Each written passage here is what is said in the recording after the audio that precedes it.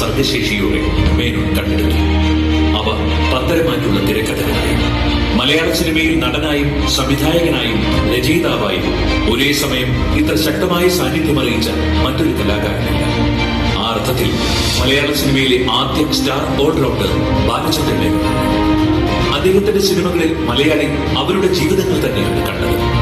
മലയാളി ജീവിതത്തിന്റെ ചിരിയും ചിന്തയും സ്വപ്നങ്ങളും നഷ്ടബോധങ്ങളും എന്തിന് ഇരട്ടത്താപ്പും സിനിസിസവും മേനോൻ സിനിമകളുടെ ഇരുൾ വെളിച്ചങ്ങളായി.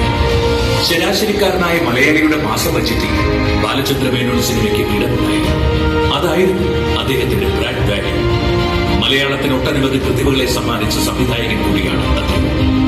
പുതുമുഖങ്ങൾക്ക് അവസരം നൽകി സാധാരണക്കാരെ താരങ്ങളാക്കി ഒരു തലമുറയുടെ സിനിമാ സങ്കല്പത്തെ തന്നെ മാറ്റിയിരുന്നു.